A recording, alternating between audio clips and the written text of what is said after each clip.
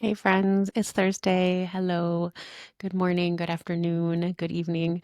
So I am talking today. I was like a two-part video with kind of two different topic related to not giving up before the miracle, which is a beautiful phrase I've heard from Betty Guadagno, my dear friend, who I'm going to go see in New York next week. You can sign up for our workshop. I'll put the link in the description. It's our Connect with Your Spirit Squad workshop on June 7th. We're going to be teaching that together when I'm in Brooklyn visiting her. So, yes, don't give up before the miracle. I think that's something said in recovery circles, and it's just a really beautiful concept of holding on until the good stuff comes back or until you see the end of where you're headed. You can't just give up when it's at the most difficult part of your life because, as I've found, and I'm sure many of us have found in our healing journeys, there's our trauma healing, whatever, there's always more beauty to come and not to give up. So as you know, I was like maybe you didn't know this. I was massively suicidal starting basically from age 13, and I didn't want to be alive. I didn't want to be here. I was, traumatized and bullied, and it was really hard for me to stay. And then I had a beautiful, beautiful spiritual experience, and it really, really healed me so much. And so that's one of the parts of this story was, hanging on and not giving up if you're healing from trauma or in a really dark place. The other part of this story I wanted to tell y'all kind of related to that is why I didn't want to talk about it for so long. There were basically three different elders that told me I would be doing this.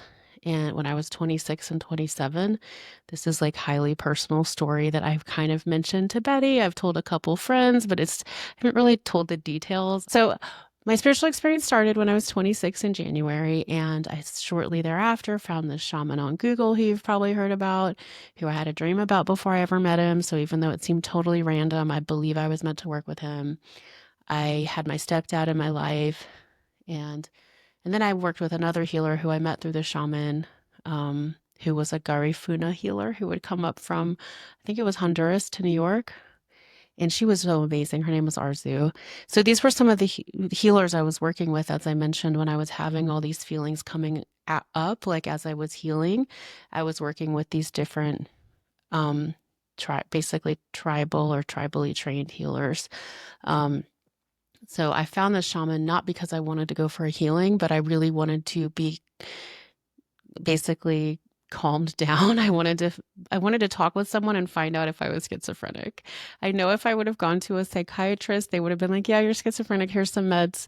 I don't say that term lightly, but I really that's what I truly thought. My mom was a psychologist. Like I grew up around therapists, so there was no other explanation for me than just that I was schizophrenic. So when I found the shaman, that was really what I wanted. I wasn't like seeking out a shaman. I just heard my Reiki teacher talk about them, and I was like, that person seems like that's a good idea. I'm sure I was guided to go find him, but I did have a dream before I met him, and in the dream I was uh, uh, it was one of my earliest psychic dreams. I've told it before, but I saw his whole office. I saw the building. I saw what the room looked like. And then I fell into his arms and he caught me. And that's really what that relationship was like for most of graduate school. It really helped me have like regular life. And like I would go see him and talk about stuff because I was seriously freaking out. That first session I saw him, I didn't see him that many times, maybe 8 or 10. I don't really remember. It got a little overwhelming for me, as I've also said before, but it really did help me at the time. He helped me. In fact, he's coming to Boulder in the fall. I'm going to go have a session with him. Like, I kind of reconnected with him when I started telling my story because I was like, did I make all this up? Let me see if these people are actually even real. And he's still real. He's a real person. Um, and now he's like way more expensive and well known than he used to be when I was like 2006 New York. But I uh,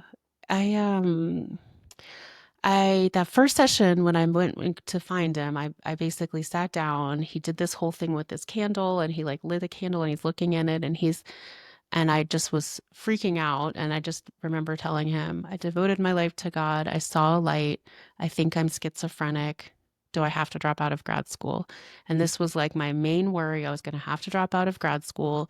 I was schizophrenic now. And he just laughed. He was like, it's okay. We're all schizophrenic. The whole world is a dream. And that's what he said. It was very calming.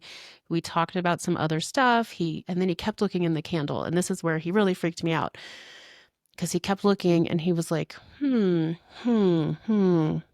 And I didn't believe anything he was doing. I was like, this guy's really weird. That's the whole time I was just like, I don't know what you're doing, which wasn't nice, but I wasn't spiritual. It's just seeing things.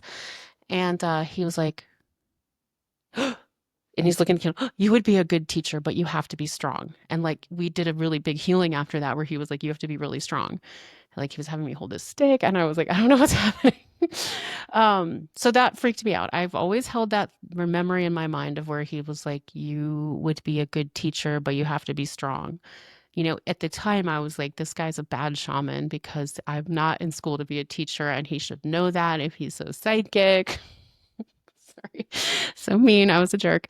I'm sorry. He's a nice person.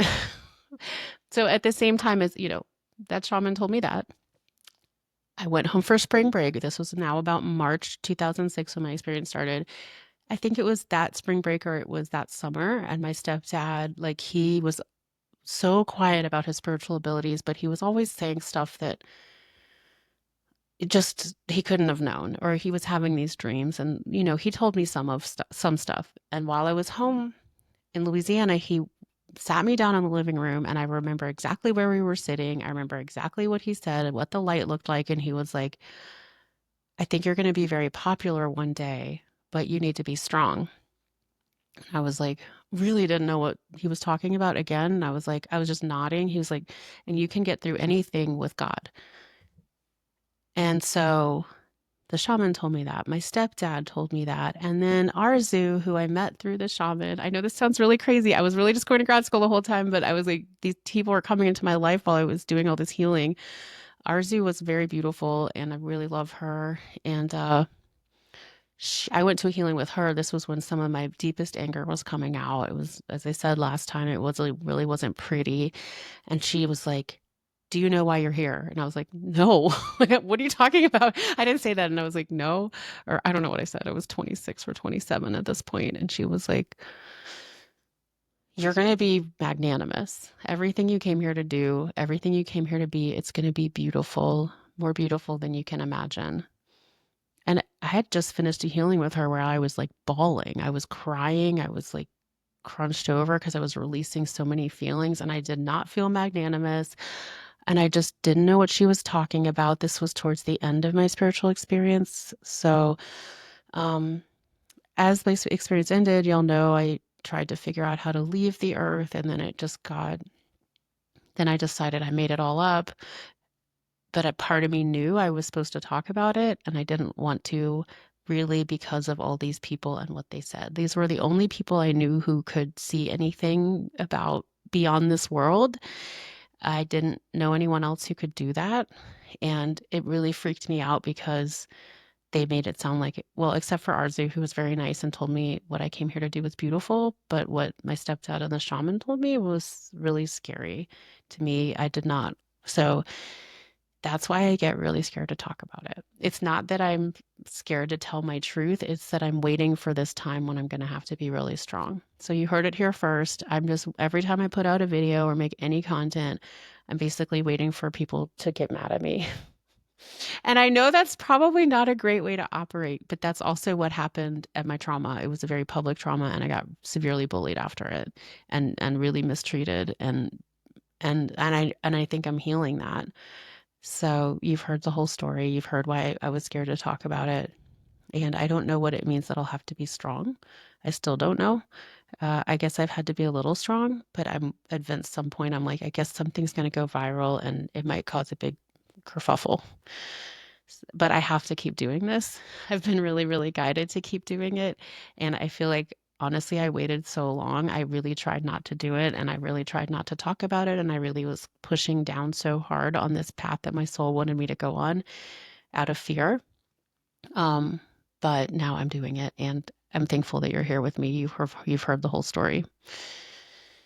So in terms of giving up before the miracle, it relates a little bit because the whole point of me doing this is, to share and heal and give people some guidance if they need it, if they're freaking out the way I freaked out or trying to make sense of the millions amounts of content that's out there about the spiritual world. But it's also that I'm supposed to be, as I've said in a recent interview, loving myself publicly. Like when my guides and angels show me what I'm supposed to be doing right now, I'm just supposed to be standing in front of people and saying, I love myself. Like, and it just happens to be in a spiritual way. So I don't know what they meant when they were saying that. I know this is getting long. I actually want to talk about something else too. But that's the whole backstory to why I get really freaked out to tell my story was what those people told me. And it comes into my mind almost every day. And I'm trying to make peace with it. And I'm also trying to hope that maybe I got on a timeline where I waited so long or I've done so much healing that it's not going to be such a big deal. But I do feel like when I finally said I was going to do this, it was like I've had my family, I've had my marriage, I've had like my career. I can just do this. I'm going to let my ego go. This the rest of my life. I'll just do this exactly as I know my soul wants me to do. And like, that's it. Okay. That's why I'm talking about it. And that's why I get scared to talk about it. Okay. Also, I didn't believe them. I was like, y'all are wrong. Like magnanimous me. And then I'm like, gosh, they really knew what they were talking about. So anyway, that was the first part of the video. The second part, which I might have to go into more next time because this is again getting long. I don't want to take up all y'all's time. I know we're all busy and I know you probably don't want to listen to me blab this long, but if you do, I'll keep going. It was about the giving up before the miracle when you feel like your spiritual abilities have gone away, which has happened to me. Had that big spiritual experience and then it disappeared. Um, I it didn't disappear. It just got really dim. And what I've been shown, and I've had clients dealing with this as well, we get open to the spiritual world in really beautiful ways, but then we need to integrate it and it gets really quiet. It's almost like they step back or they just kind of dim their presence a little bit. They're never ever gone, but we need time to integrate it and to get balanced. And so it's almost like you just need to keep the hope and do your practices to keep yourself spiritually aligned. But they're not supposed to live our lives for us. And I think anytime that we get too spiritual or too, like I got way too, not way too, but like I was really on the other side a lot. And, while I was living my life, but I was like tuning in so much that it was like, oh, this place is way better than Earth. Like, as I've told you, but I had to stop because I needed to still be a human on the planet. And so do you. You're supposed to be here as yourself and have your spiritual attunement and like connection and balance with your physical world. So if I do think sometimes if it's getting too on the other side, if you're getting too much plugged in without balance, sometimes they'll take a step back to let you integrate, rebalance. Or we have big upsets that happen and we can't feel it as much because we're going through grief, and that's totally normal. Just don't give up on like holding that little candle, on like fanning the flame of your own spiritual abilities and gifts. It really is a human trait. I believe it's inborn in all of us.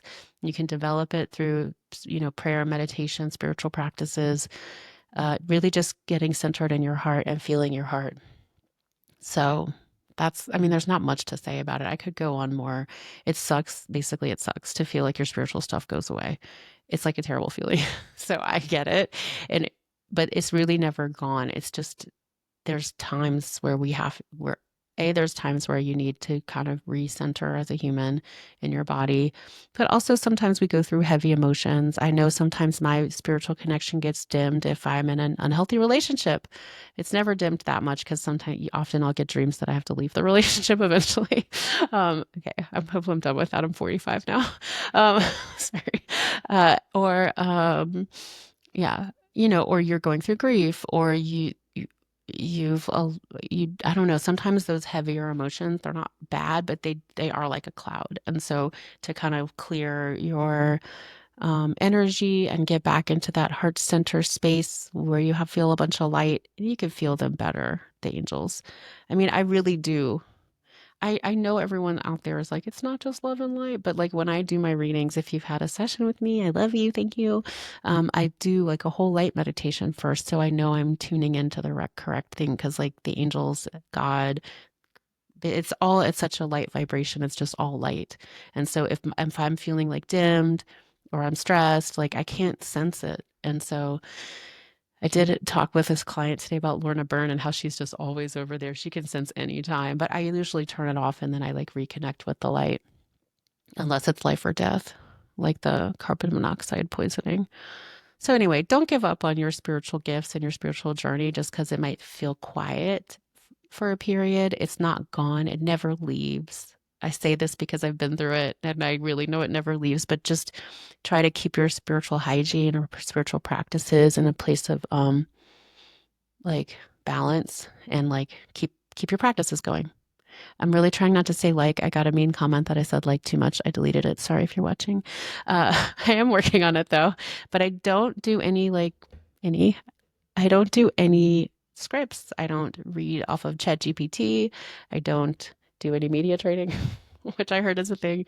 So I thank you for your patience with my vernacular. And that's it. I hope this was helpful. Okay, not even 20 minutes. So I hope I didn't take up too much of your precious, precious time and day. And I hope this was helpful. Have you felt like your spiritual gifts went away? Um, what helped you get them back? I'd love to hear. I find meditating and just holding on. You just got to keep the faith and keep holding on. Keep your prayer practices, your meditation practices going, whatever you use to connect, automatic writing. We're not meant to just be connected to the spiritual realm only. We're supposed to have a balance, mind, body, spirit, mind, body, spirit. If that's one thing you can take away from anything I say, it's we're mind, body, and spirit. So that's it. Don't give up before the miracle. Tell me how you're doing and don't give up. Okay. Love you guys. Bye.